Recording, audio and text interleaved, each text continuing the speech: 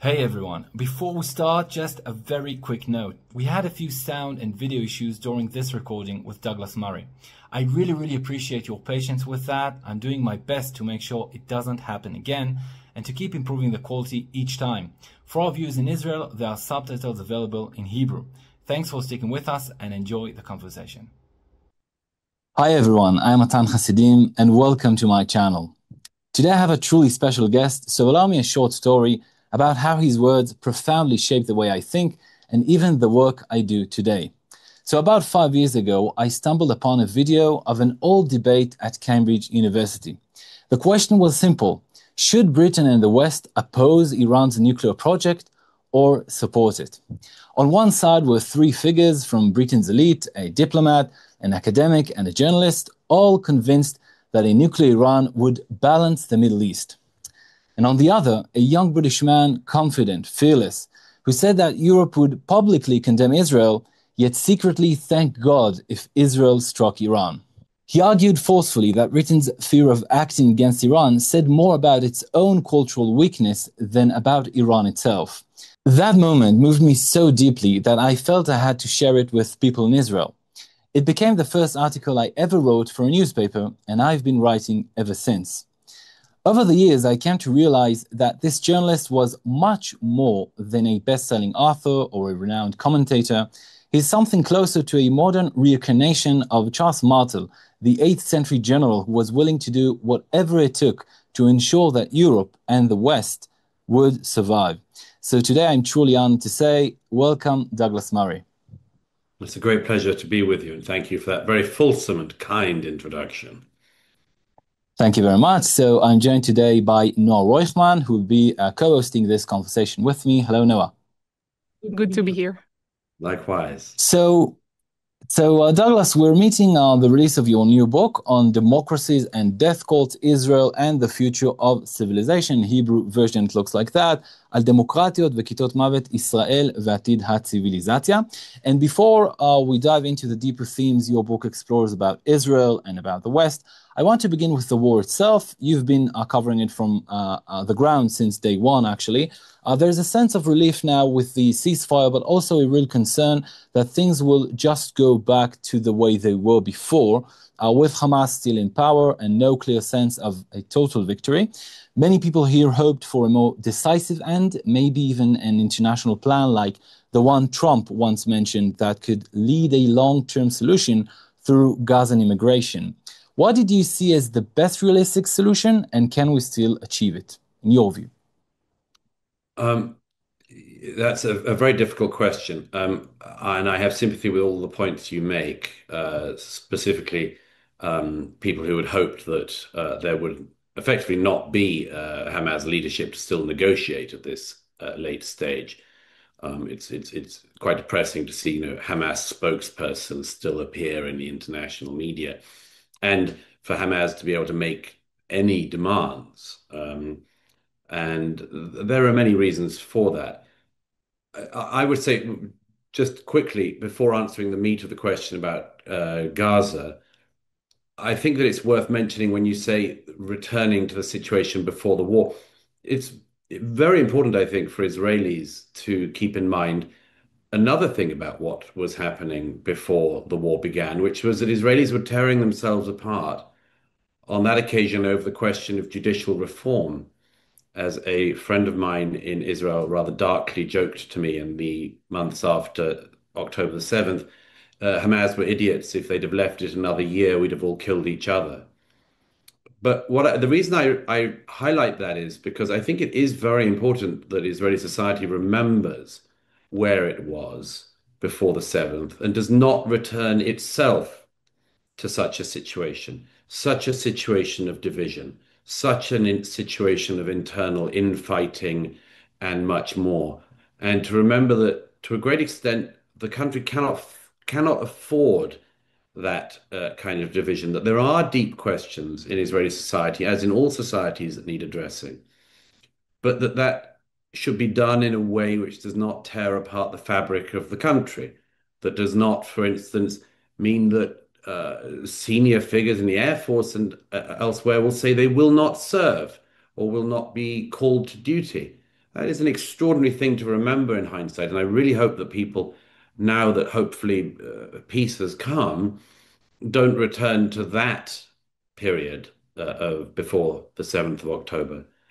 On the meat of the question about Gaza, um, I have been supportive of President Trump's statements, differing as they've been over recent months about Gaza, because I believe that the paradigm that was in place and that most European and other leaders were expecting, and indeed Arab leaders were expecting, was simply a failed paradigm.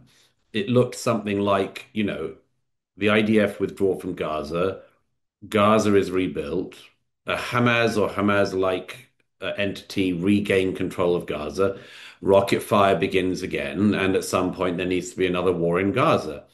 And I thought that was a completely defunct and also hopeless. Literally, there is no hope in such a scenario. So whether it was President Trump saying that Gazans could be encouraged to leave the war zone during the conflict, or various other proposals of him, I approve of them and support them simply because I like anything that suggests a different paradigm. Now, the one that's come up in the recently negotiated deal is about the best that one could hope at this stage. As you know, and as your viewers and listeners will know, there's a very considerable buy-in from almost the entirety of the Arab world, and indeed some Muslim countries beyond the Arab world. If an arrangement can be made that Arab countries have responsibility also for things like a proper, peace, a proper stabilizing force, on the ground support that means that Hamas cannot do what they've been doing in recent weeks and going and just shooting in the head Palestinians who they disagree with. If there is any international entity, and I don't know who it would be because everyone has failed to date, that could make sure that the next generation of Gazans are not educated into jihad and intifada and are actually educated into being useful and productive citizens who can help build their society rather than to try to destroy the society next door, then I'm very supportive of all of that. But there is a lot that needs to be clarified before I can feel totally comfortable about the situation that has come with the peace. That, and I just add one other thing, of course, which is that, like everybody who's covered this war from the beginning, it cannot be underestimated the extraordinary importance, significance, almost miracle of the remaining hostages being returned home. Absolutely, absolutely. I think we'll come back to Israel, the fabric of Israel as society. For the moment, let's turn to Britain and Europe. Over the past year or two, there seems to have been a real shift in the public conversations about Muslim immigration, especially in the UK, with figures like Tommy Robinson and voices like Konstantin Kisin becoming like more and more prominent. At the same time, some voices like historian David Betts are warning that Britain could actually be heading towards civil war or some sort of like mass casualties, riots. Do you think that's like an exaggeration, or could Europe really be on the brink of, I don't know, a civil war, a religious war? I don't think it's inevitable, but I don't think it's an exaggeration by any means. In my book, The Strange Death of Europe, also available in Hebrew, I said 10 years ago that this was a very likely scenario. There's many reasons for that. One is mass immigration from the Muslim world for the last half a century or so, particularly sped up in the last quarter of a century. And that means you've got very large populations which have been imported into the UK, as with other European countries, who bring the bigotries and rivalries and much more of their native culture and country into our countries. And that has a profound effect. 2 days before we're speaking, there was a mass demonstration of masked, black-clad Muslim men going through the East End of London, clearly wanting violence. And that's a very bad sign. Of course, British politicians have been extremely slow in responding to this. They've tried to ignore it. They've tried to put off going to the doctor because they fear the potential analysis of their condition. But that doesn't solve the condition. And then on top of that, of course, there has been since the 7th of October 2023 an enormous eruption outside of the Muslim communities as well, mainly from the radical left. And you see this a bit more in the US than perhaps the UK and Europe. But you see this eruption of the radical left who've decided that the Palestinians are their latest pet project. Just before the 7th of October, it was the green agenda and the idea that we were about to have a climate catastrophe, a climate crisis. Before that, their goddess of choice was the intersectional trans, lesbian, binary black woman, and so on. They're always looking for a sort of pet project to give meaning to their lives. And for the last 2 years or so, their pet project has been the idea that they should support not the Palestinian people or a two-state or a three-state solution in the Middle East, but the eradication of Israel. And the idea that if the one Jewish state in the world was eradicated, somehow, for reasons they have yet to explain, everything else in the world would be solved and we would all be living back in Eden. This also has flourished as an idea. I put idea in quotation marks, of course, because it doesn't really justify the term, but this concept, this notion, it's had an enormous amount of fuel in the last 2 years. And all of this is extremely unhealthy and bodes very ill for our societies in Europe and North America.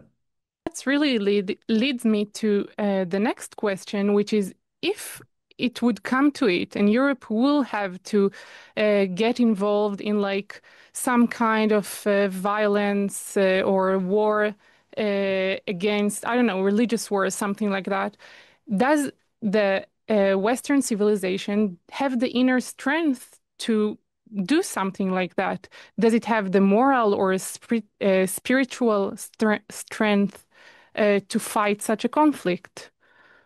We'd have to see. Europe is not unused. I mean, not many people have very long memories now in Europe, but Europe, before the wars of nation states, had extensive wars of religion. And something I've suggested for many years is that what we're seeing in Europe is the return of the wars of religion. But in this case, it's less about Catholic and Protestant and so on, and it's more about Islam and the challenge that very significant proportions of the Muslim populations of Europe pose demographically, culturally, spiritually, physically, and much more. And we'll see. I, of course, hope that it never comes to that. But the way in which, as I said, the people like these Islamist thugs parading through London on Saturday make me very nervous that they really want to push the country into such a state, and I hope they don't get their way. So just about Islam in Britain. So the recent visit of Tommy Robinson to Israel drew a lot of attention here, and overall a very positive response here. But I know that even within Britain's right, there are people who strongly oppose him. So here, like a general question, do you think Israel should invest more in building relationships with the European right, especially with parties and movements that tend in the last years to be more supportive of Israel? Well, my own view is that there's a difference between extending invitations to people, particularly formal invitations to people who are not themselves politicians, and an expression of benign support or an actual distancing from such people.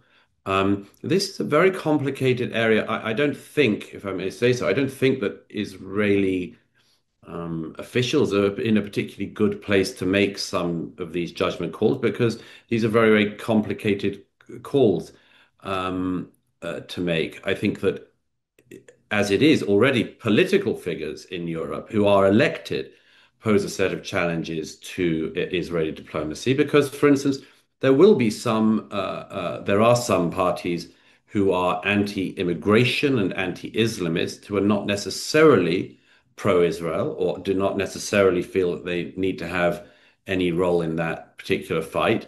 There are others, of course, who are pro-Israel but weaker on the immigration in Europe issue.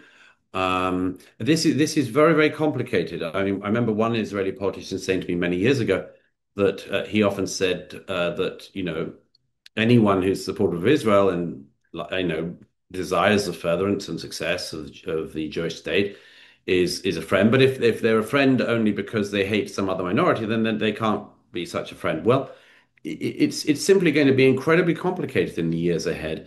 The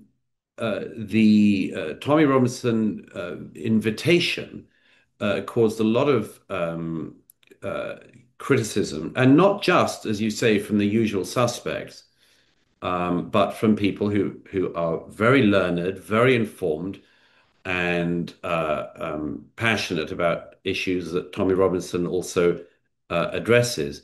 I regard this as being, it's a very difficult one. I've written about Tommy Robinson for many years. I have always said that he is by no means what his detractors claim he is. And I believe that one of the great questions for Britain in the years to come, and indeed now, is what somebody like Tommy Robinson is allowed to do. If he doesn't like what is happening to his country, what is he allowed to do? And the answer of most of the British elite is absolutely nothing. You've simply got to suck it up and tolerate the destruction of your country. I don't agree with that. I think that people like Tommy Robinson absolutely have the right to speak up and indeed should do so. The manner in which street movements behave, however, is very precarious and is very worrying to a lot of people because a lot of people simply do not trust the street, as it were, in their own country.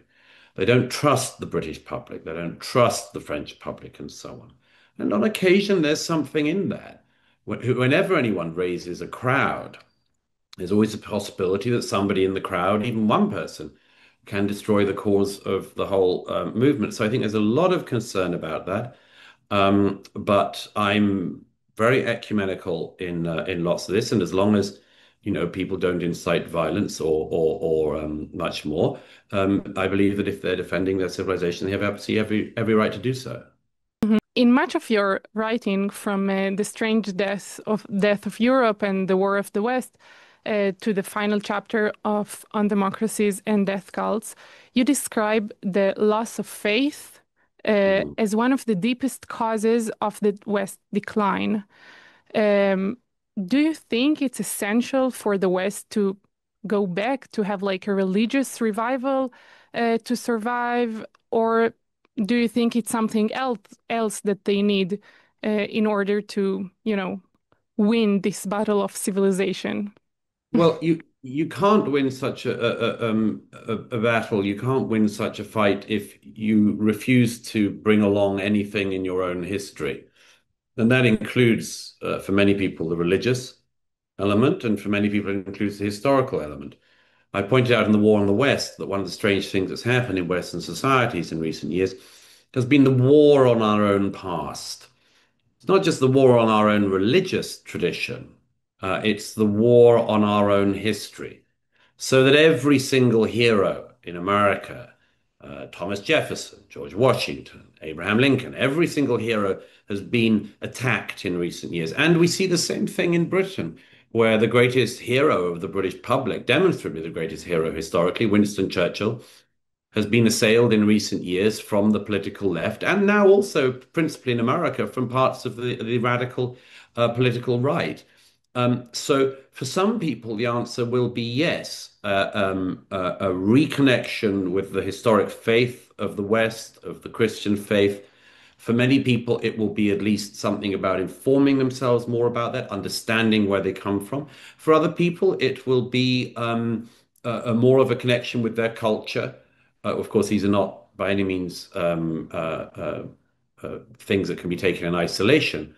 but it'll be to do with their culture, their own traditions, what they're proud of.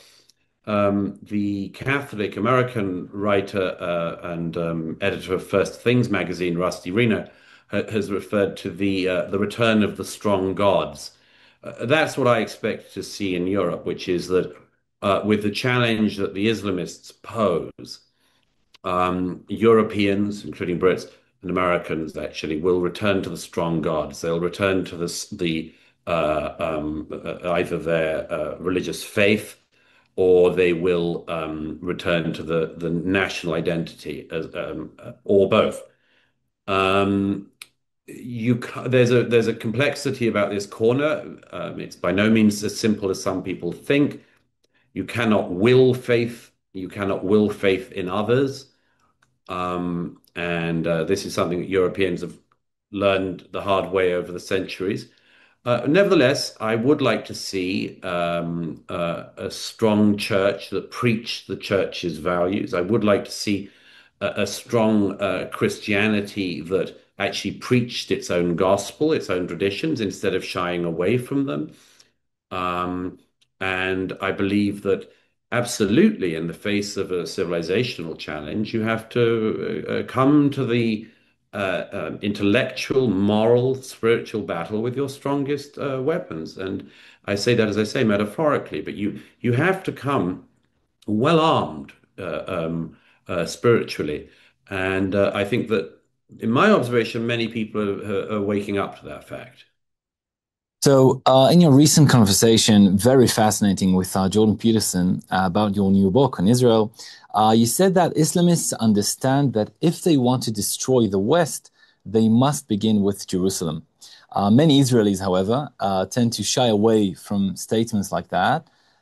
They fear sounding arrogant or as if they are claiming to be the chosen people. It's actually quite striking to see in that context how liberal Israeli politicians often look confused when they meet evangelical Christian leaders who express deep theological support for Israel. Can you explain this idea that the struggle over Jerusalem lies at the heart of the West's spiritual battle, and what should be Israel's role in this struggle? Well, everybody who knows anything about Western history knows that the pillar of Jerusalem is absolutely central, and it has been so central in the past that we in the West have even fought wars over Jerusalem. Of course, almost every Western school child is taught about well, hard to say this now because it's hard to know if any Western school child is taught about anything, but often people used to be taught about the Crusades. And of course, the Crusades were fought, often very bloodily and illegitimately fought, but they were fought to keep the Muslim invaders and colonialists out of Jerusalem. Historically, there was no tradition or right for Islam to be owning Jerusalem or running Jerusalem. And of course, Islam has, as a religion, an ability to retrofit itself onto everything by pretending that it owns everything from even many centuries before the invention of Islam itself as a religion. And the first Muslim was Abraham, of course. Yes, that would have surprised Abraham.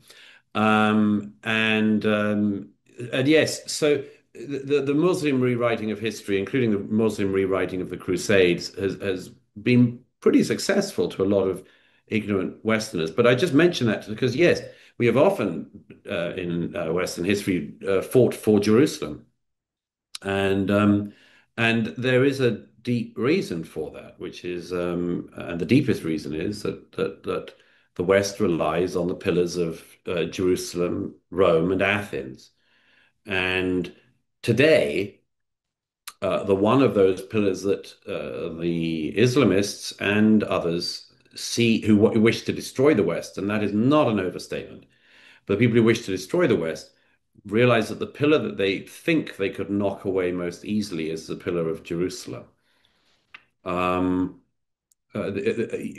There is such religious illiteracy in the West these days that I think that many people don't realize how deep this aim is within parts of the Islamic world. I mean, just take the fact that, for instance, there is the perennial claim that Israel is trying to destroy the Temple Mount, and build the third temple. I mean, this is crazy talk, but that is you can hear that across the Muslim world, and increasingly, weirdly enough, you can hear it on part of the online right in America. But all of this is inadvertently often speaking to the fact that Jerusalem is of exceptional importance. And if you doubt that, you've just got to say, look, if a city was to be lost to you, and you're from the Western tradition, would it matter if you lost Jerusalem more than it would matter if you lost, say, Portland, Oregon? Well, the answer is obviously yes. Obviously. Would it matter more than if you lost Toronto? Yes. Yes. This issue of Jerusalem and the tradition that has come from Jerusalem being absolutely central to the West is obvious to me, but crucially, it's obvious to the enemies of the West. They would not be putting this amount of pressure on the pillar of Jerusalem if they didn't recognize its absolutely central importance to the Western tradition. Okay, Douglas, but for me as an Israeli reader, like, what does it mean for Israel? I try to explain. So many Israelis, mostly from the old elites here in Israel, are uncomfortable presenting Israel as carrying a unique message to the world and prefer follow, the leadership of Europe. Certainly not in the way you describe in the final chapter of your book as a civilization that shows what it means to choose life. Instead, Israel often highlights, the beaches of Tel Aviv, the tech industry, the pride parades we have. It's not bad things unnecessarily, but not what makes us truly unique or different from the liberal West. So do you think Israelis should present Israel differently when they speak to the world? And if so, how? It's not up to me to say, but I can give one piece of advice, which is that you just do everything. Some people, I mean, I have enough Jewish friends to know that it's possible to make multiple arguments at once, even in the same head, certainly around the same dinner table. I see no reason why this should be overly complicated. Israel's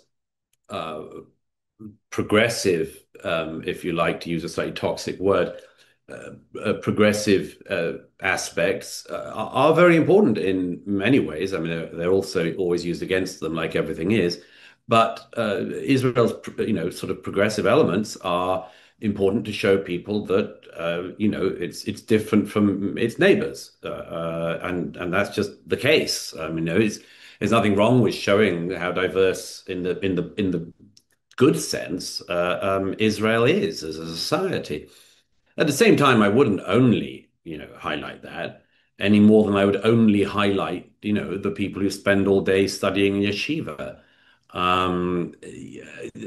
Israel is a very complicated, mixed country, and I think all of those aspects can be out there. I don't think anyone should be fearful of that. And, in the same way I say that I'm ecumenical about how my own country is defended and argued for, so I am about Israel. I think that there's no one answer to any of this, and there's no one way to present yourselves. It's one of the great things about Israel is it's a place where all of these things happen all the time, all at once. And I read the last chapter of your book and the quote that you repeat, the choose life. And I thought that actually the beaches in Tel Aviv really represent what we are fighting for and what we are representing to the world, that we can choose life, which is not meaningless. Yes, I wouldn't, if I may say, I wouldn't reduce that to beach life. You can choose beach life in Ibiza or in, Saint-Tropez or somewhere. It's not quite the same thing. I would say there are several things, though, I understand underlying your question. One of them is, yes, the simple freedom to enjoy your life. I mean, that's extremely important. And again, something that we in the West and many people in Israel take for granted. Many people around the world do not have the opportunity to live the life they want to live, and and many people around the world don't have any chance of enjoying life. But I think that that's just political and relative economic liberty. That's different from what I'm trying to address, which is that knowingly or unknowingly, people in the West are the inheritors of the Torah, the Bible, and of the tradition that we read in Deuteronomy and we read in the Psalms, which is the order from God to choose life. And it's so obvious in a way to somebody in the West, but it's obvious in the same way that oxygen is obvious to us. It's just around us. But in the case of choosing life, that has not been obvious to every civilization throughout history. It was not obvious to the Hittites or to the Babylonians or to the followers of Genghis Khan. And it's rather like the Ten Commandments. A lot of people claim that they're perfectly obvious without realizing that until the Ten Commandments came along, a lot of people did not think it was wrong to murder or to steal or much more. In the same way, choosing life is at the center of the Jewish and therefore the Judeo-Christian and therefore the Christian tradition. And as I say on democracies and death cults, one of the challenges which Hamas, Hezbollah, the Islamic Revolutionary Government in Iran, radical Islamists in general pose, is that they have a tradition. It doesn't have to be all of Islam by any means, but it's a strain of Islam which literally worships death and encourages death and looks for death and seeks death and glories in martyrdom and will even celebrate the death of their children in a cause which they regard as being holy. This is a reminder of the fact, as I say, that what we have had in our tradition is actually not the norm. It's unusual and uncommon, and therefore something we should be aware of and nurture if we are to pass it on. So when you speak of death cults in your book, you speak of the Hamas or the Hamas leadership specifically, or really, like you said now, something more broadly, like the culture that Hamas is just a representative of? Well, it's all of that and more. And let's not forget that the support of the death cults has spread exceptionally wide. At Princeton University only a few months ago, students were standing in the main quadrangle chanting "Glory to our martyrs." Now, what is "our" doing there? And what is "martyrs" doing there? Do students at Princeton University approve of suicide bombers and rapists and murderers, torturers like those of Hamas, Hezbollah? Apparently so. Apparently so. So this is not just a problem of the death cults themselves, but of the people who venerate them now outside of the region and in countries which are liberal and democratic. And this is why, as I get into in the book, people have to be very alert to the not just the significance of the post-October the 7th world in the Middle East, but the significance of what it has shown, a rot that it has shown in the rest of the West. And if I can even dig deeper in that argument, so it seems that beneath the dichotomy between the choose life and the death cults, you really point to something like evil or, yeah, malevolence that exists as a force in itself, something like active in the world. It seems also almost theological. How do you see that? And how do you think we can explain that to someone from the outside that really like can't even believe that something like that or society like that, that death drive really drives it, exists? It's something I've thought about a lot. Anybody who has seen what Hamas did on October the 7th,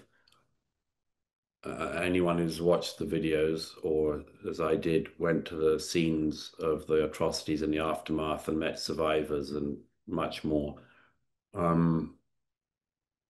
Anyone who's seen that, I think, will have found themselves having to contend with the question of evil.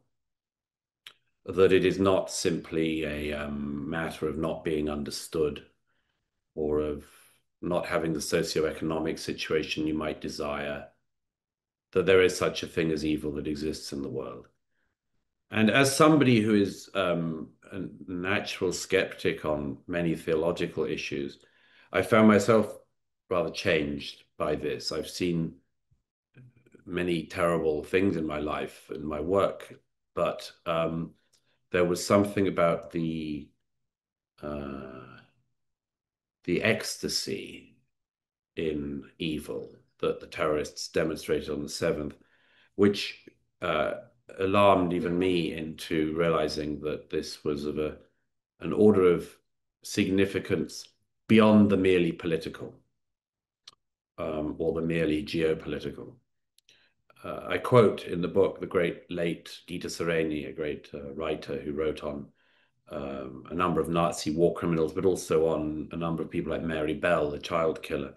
And she, toward the end of her life, said in an interview that she had come to the conclusion, although she was not especially religious herself, she had come to the conclusion that a force that she called evil, it does exist in the world, that it almost comes down at times and envelops the world.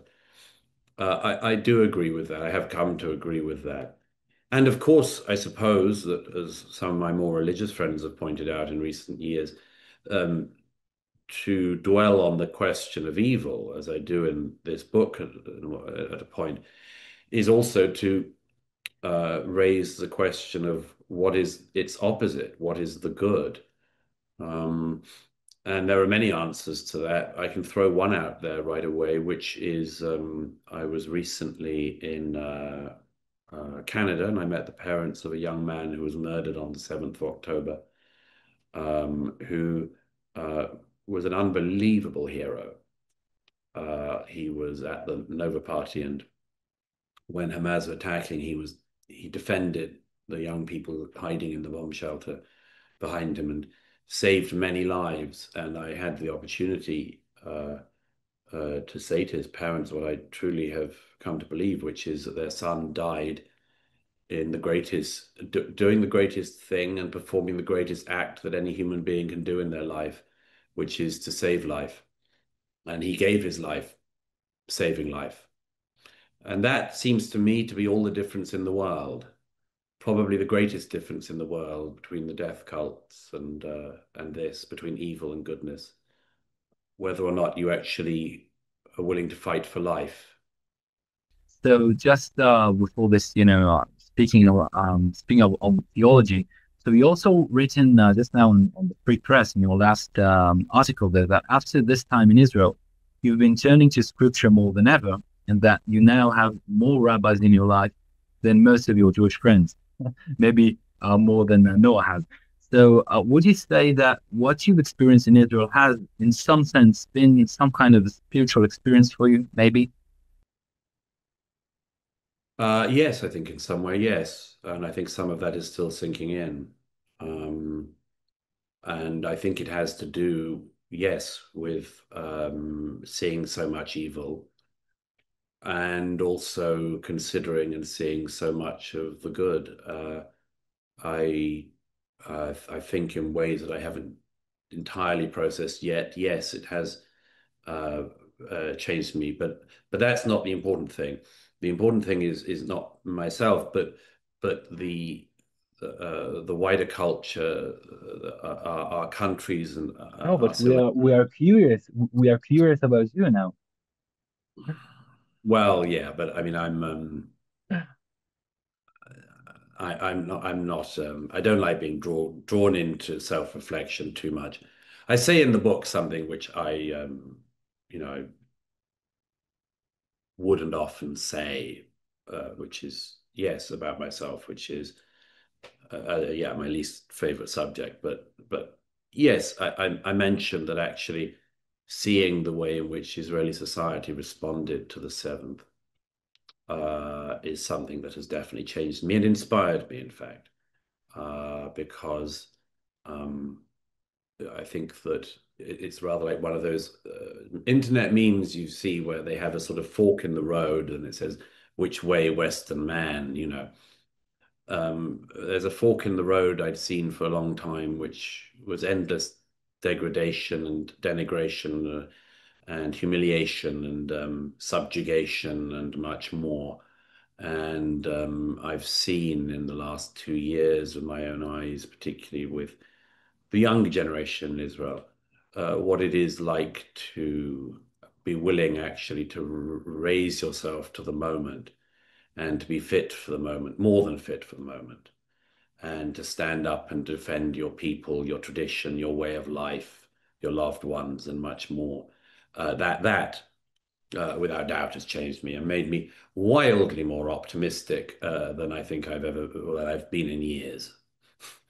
This is really the most moving thing, I think, in your book, that after really a hard read, you know, a lot of hard experience that you saw and you witnessed, you finish with a note of optimistic, with optimistic note, which is really moving. And I really hope that we can capture it.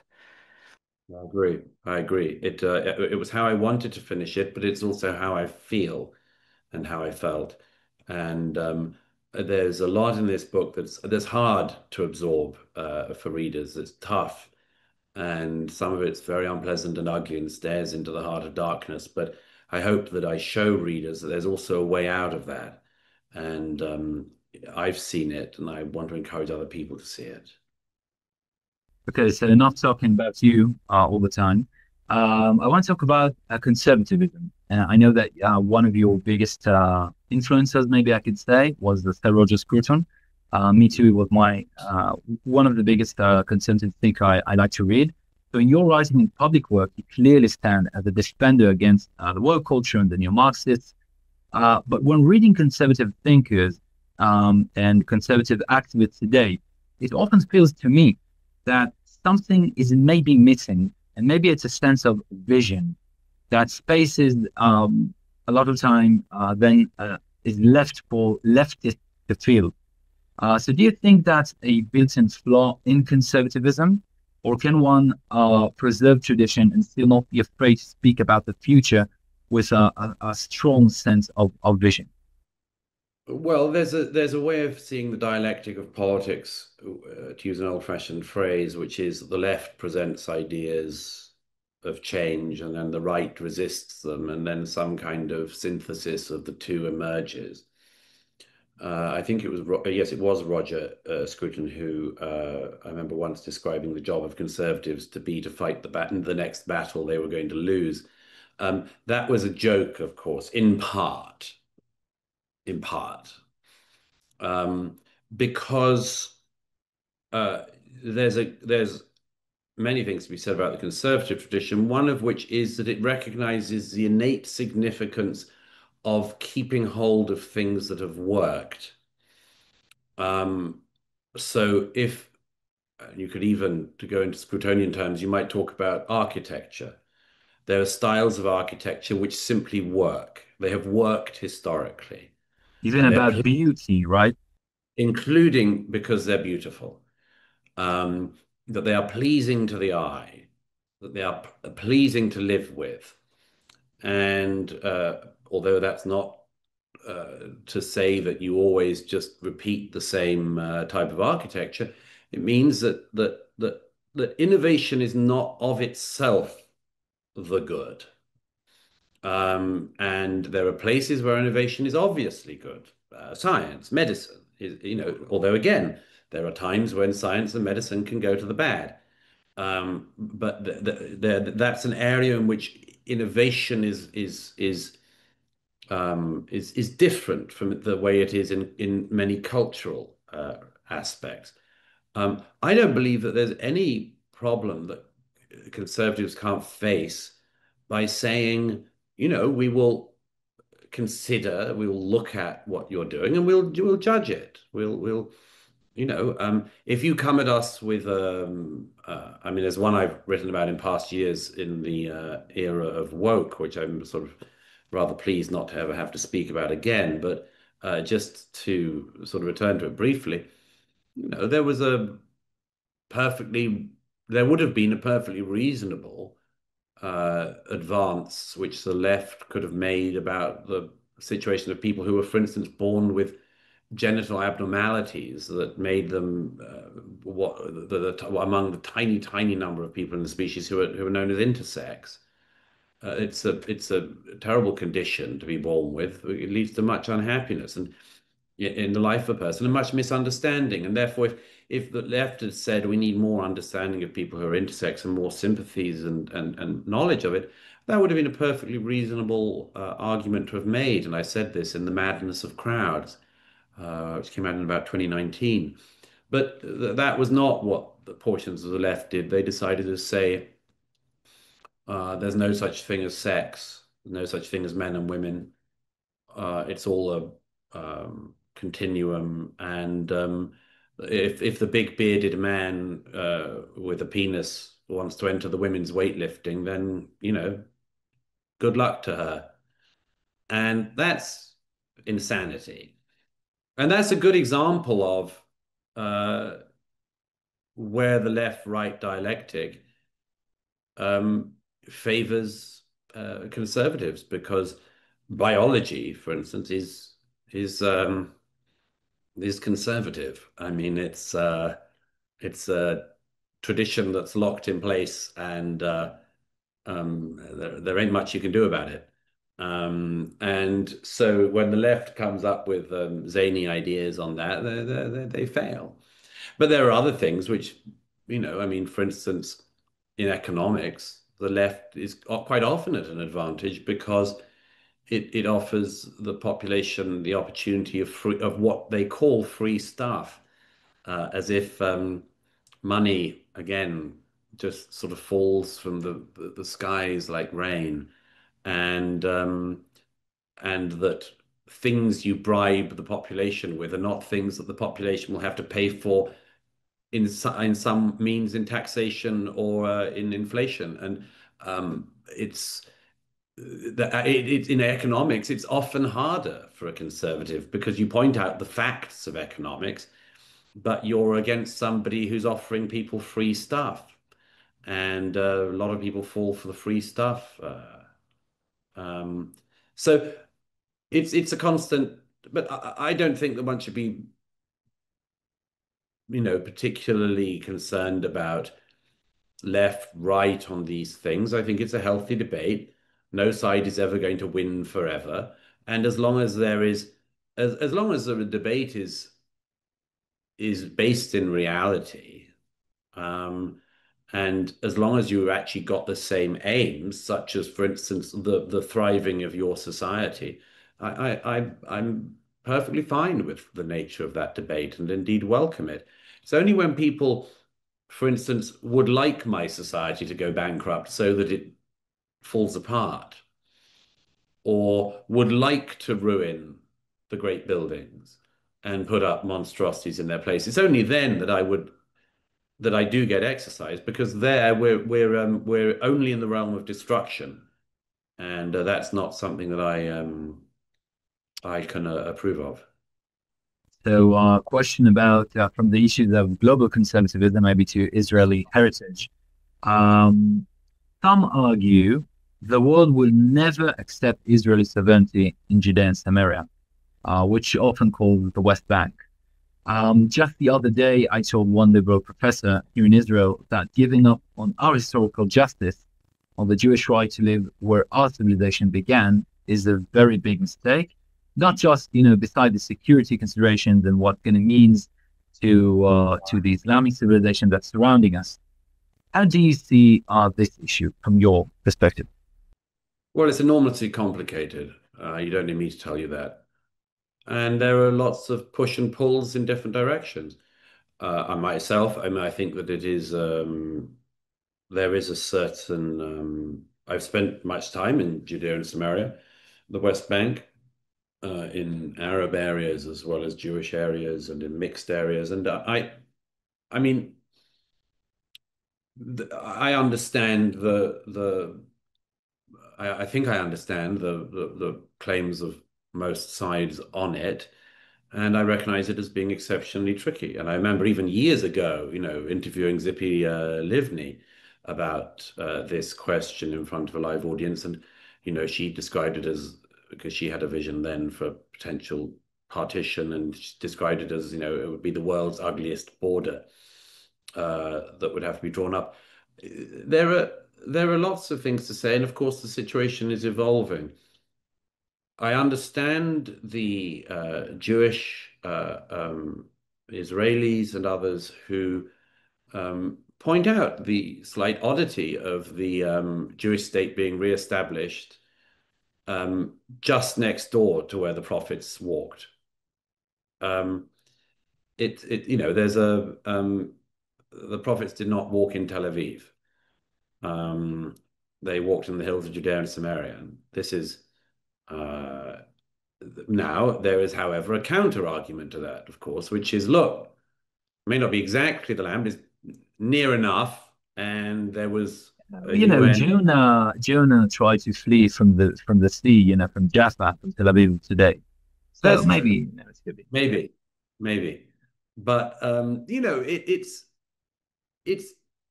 it's also understandable that, as I say, some people say, look, we don't have much goodwill from the world, but the state was created by the United Nations in 1948, and we shouldn't do things that delegitimize the state in the eyes of more people around the world.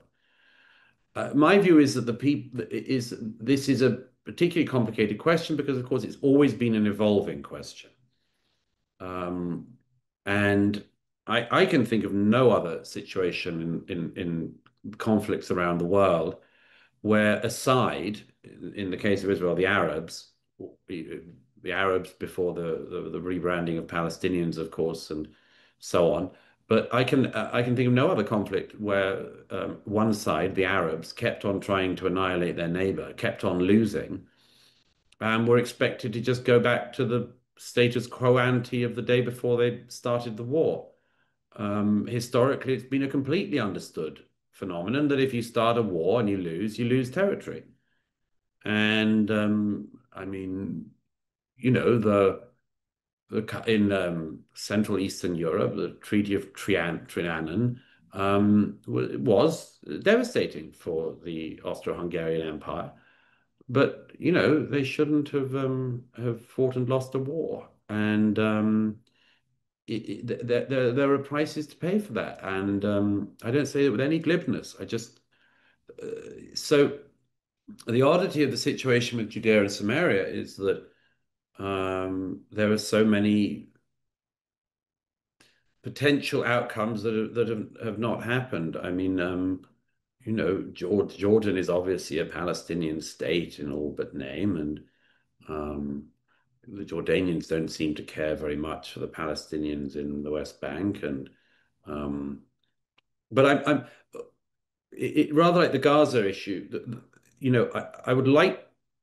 I mean, plenty of people are resigned to the idea that this just goes on and on and on, and it's a constant security problem, a constant political problem, and so on. But in general, I would prefer fresher thinking on it, and for these things not to have to exist as problems for generations to come. My own preference is, for instance, I mean, I don't think there should ever be another Israeli reservist who has to risk their lives in Gaza. I don't want to see it happen. I think that this should be the last Gaza war, and that whatever happens, that doesn't have to happen again. And with Judea and Samaria, I'm not by any means thrilled by the idea that young reservists, the IDF, are going to have to continue to police, areas A, B, and C, and there's going to be, as we've had for many decades now, constant low-level violence that can escalate into pretty serious violence.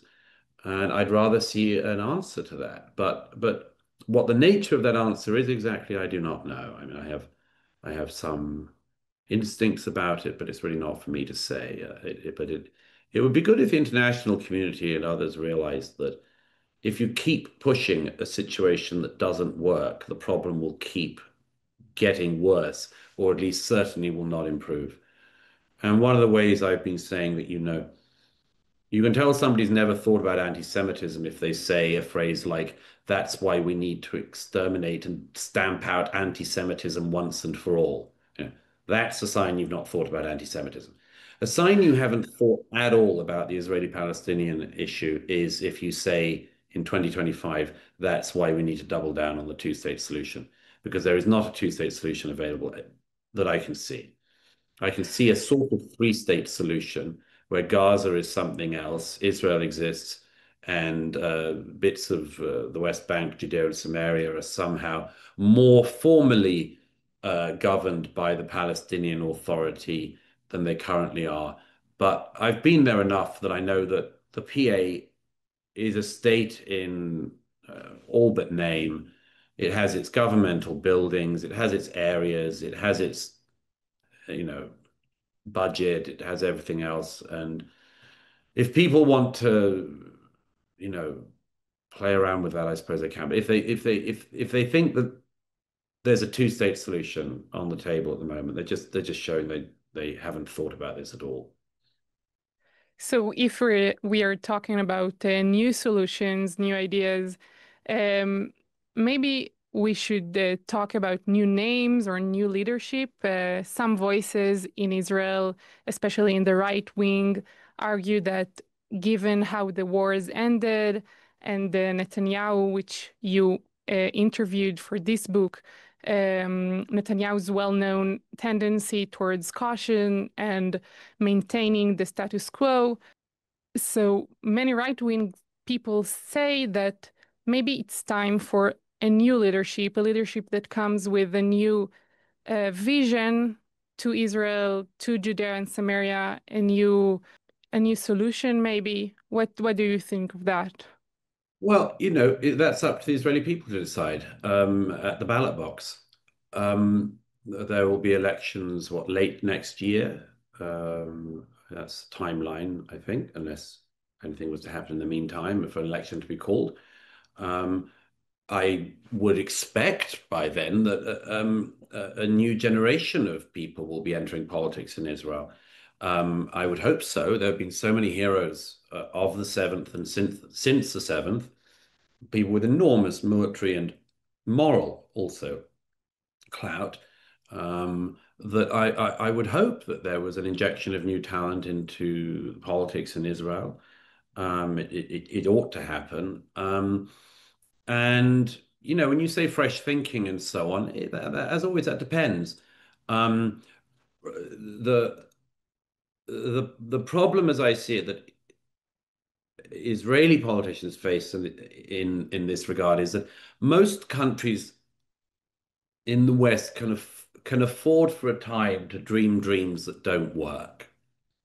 I'm not sure Israel is in a condition or in a neighborhood in which that's the case. If one thinks back to what the Israeli left gave Israel in the failure of the Oslo process and the resulting intifada, people understand what, if you're a Canadian leader and you say, I want to dream a dream and I want you all to join me in my dreamy dream, well, nobody cares really. It doesn't matter. I mean, Canada falls apart a bit more, but that's already happening anyway. And it's just like, well, that's sad. Used to like the place. But if an Israeli leader comes in and says, I want to dream a dreamy dream, then people end up getting blown up on buses. And that's interesting because you're speaking about the dreams as if they are only of the left side of the political map, and there are actually many dreams, maybe as Matan has said, that are coming from the right wing, and they are hoping for more visionary in this direction. That's true. I mean, I understand that there are people who, for instance, think that the annexation of the whole of Judea and Samaria, or certainly of larger portions of it, is a desirable thing. I would think that those people too will have their dreams tempered, not least by the fact that President Trump has said that he wouldn't approve of such a thing. And I think, given the support that President Trump has given to Israel during its war against the Iranian Revolutionary Government's nuclear program and its proxies across the region, it would almost certainly be incredibly unwise of an Israeli political leader to run completely counter to something that President Trump has said he would not approve of. Israel is a sovereign state, of course, and can make its own mistakes or make its own decisions.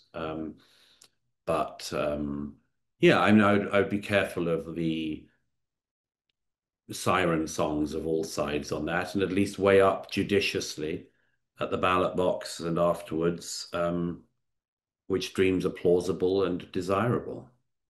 Okay, so another question here. If you thought that the question about Judea and Samaria was hard, so just wait for this one. So people often, talk about Israel's public diplomacy problem. You said once that there are 2 billion Muslims in the world and only about 15 million Jews, which explains something. But take someone like this Morgan, for example, who represents for me the average Western observer, let's say. It's a way of framing into a story that could have kept him from turning against us at some point.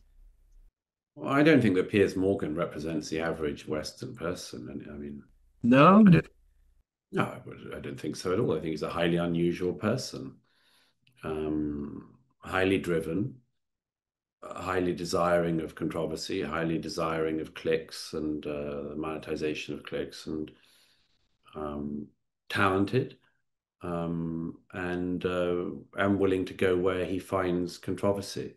And that's so no, I don't think that's particularly typical.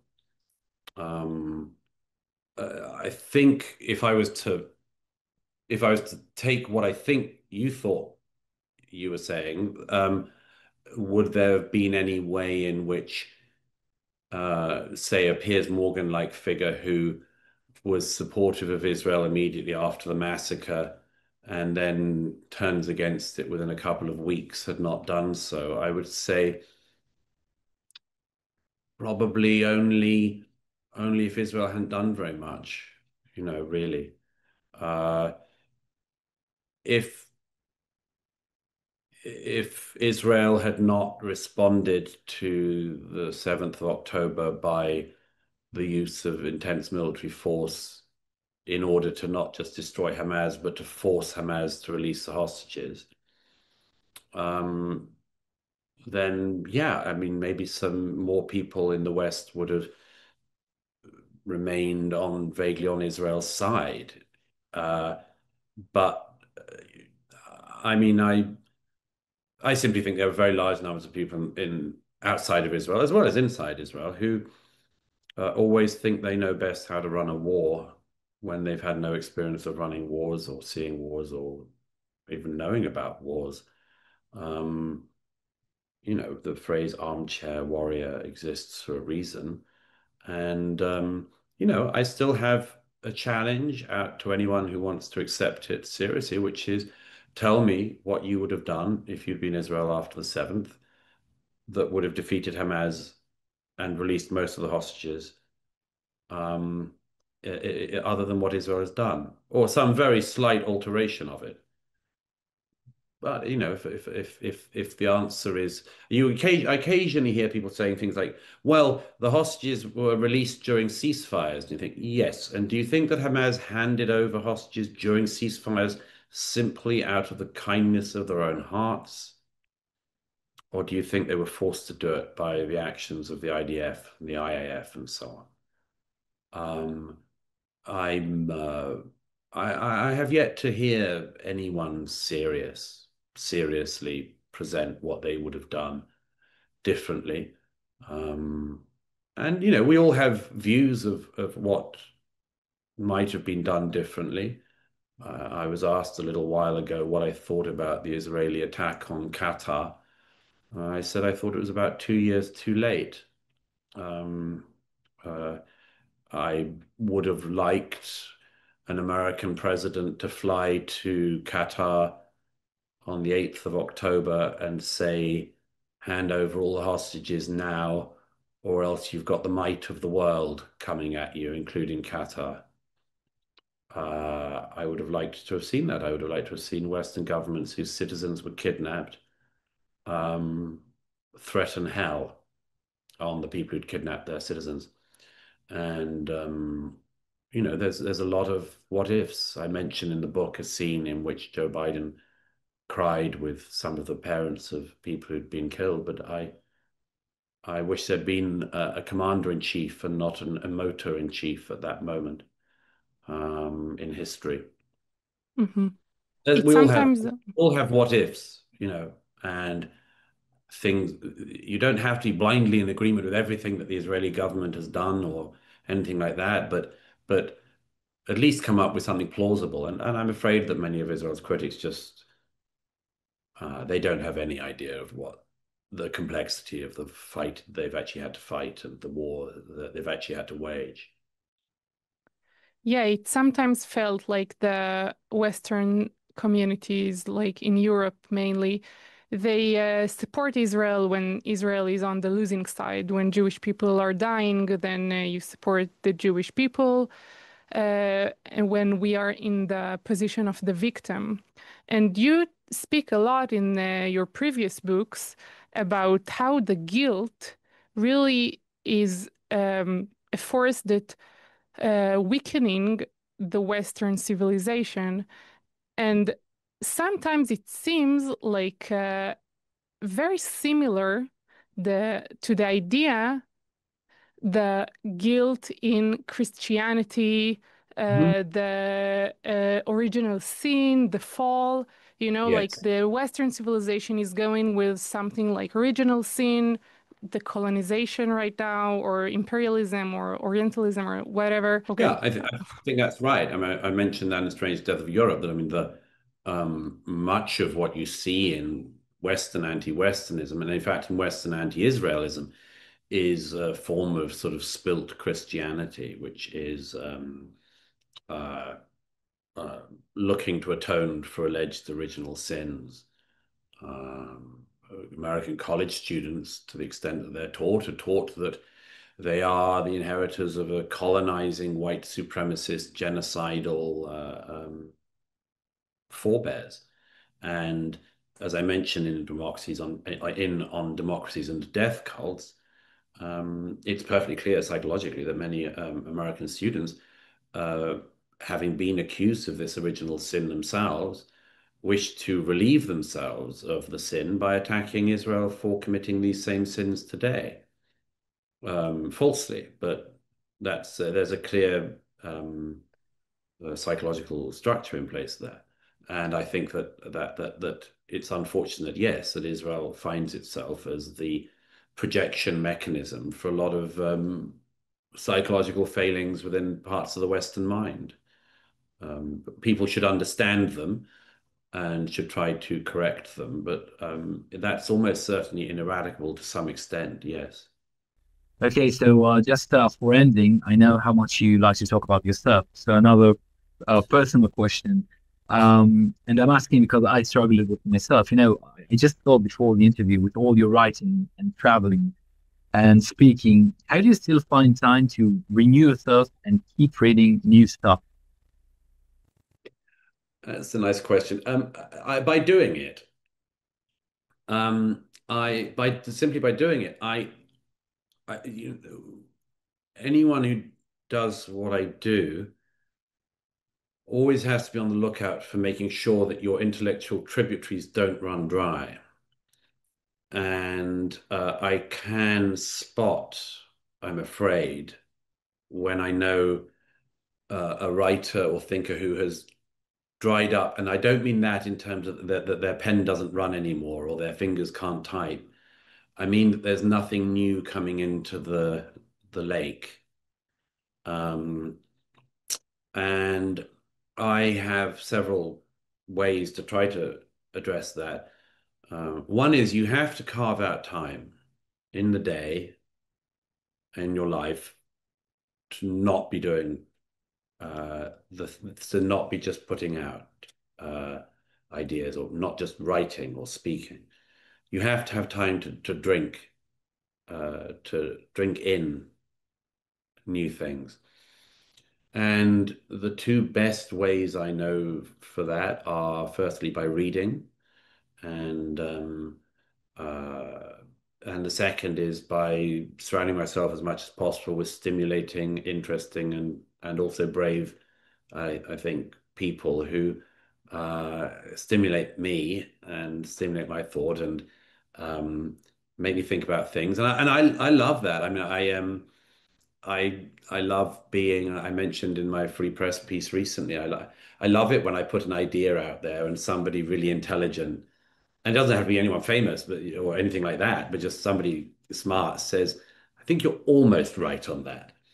And I think I mentioned in that free press piece, there was a woman who came over, changed my mind about something I'd written and spoken about quite a few times. And she just came over to me after, in fact, didn't know her. And she said, I think you're almost right on this, but can I just, and I thought about it, and I thought, yeah, she's absolutely right. And I changed the way I spoke and thought about that afterwards. And that's just great. And, that's if you're a writer, thinker, and so on, those are great moments. And but I'd add one other thing, which is I read a lot of things that I would not necessarily agree with. And there are a lot of writers, particularly on the political left, who I read religiously and who I get a lot out of. Can you give us an example, like for one of them? Oh, I mean, for instance, there's a French writer, Edouard Louis, who I read all of his books, and the second they come out, he's a beautiful writer, a lovely writer, sort of really, he writes about himself. He's got a lot of interesting psychological problems, so that it's very interesting. And he sort of gives a slight X-ray of modern French society. His politics are hopeless. I mean, he's clearly just inherited a bit of not particularly well thought out Marxism or leftism. But so I don't agree with any of that at all. But I think he's a wonderful writer. And as it happened, an American writer friend of mine happened to see a pile of his books in my apartment recently, and said he was surprised that I read him. I said, "Oh no, he's one of a number of French left-wing writers I love to read." And I remember this friend said to me, "Do you think they return the favor?" And I said, "Oh, absolutely not. Absolutely not. But that's I don't care. But it's interesting to me." And that was Roger Scruton's experience as well. Roger used to read very widely on the left, and the left never read him, and they just talked about him. And it's a funny and sad thing for anyone who's a conservative writer, or anyone who likes tradition, that people say, "Oh, I don't need to read his book. I know what he thinks." Was there a book like recently that, like a recent book, like a new book that you really liked? Oh, there's ones all the time. I'm looking at a pile of books over there. I'm actually just reading the proof of Lionel Shriver's new novel at the moment, and I was on a plane yesterday reading that, and also a book that I was recommended by an army friend about Afghanistan, a very, very good novel called Night of the Tiny Suns. But I mean, everywhere I go, I always ask people for recommendations for books. I've just been with some friends in Austria, and somebody gave me the most fantastic reading list of books. And I sometimes think that everyone around me is somehow taking a cut from Amazon for all the books that they recommend and that I end up buying. I don't know, maybe I'm surrounded by some cartel paid for by Amazon. It's possible. We have the same problem, me and you. My wife always tells me, "Don't buy enough." That's right. Douglas, Mary, thank you very, very much. It was really fascinating. It's been my great pleasure. Thank you to you both and to all of your listeners. Thank you.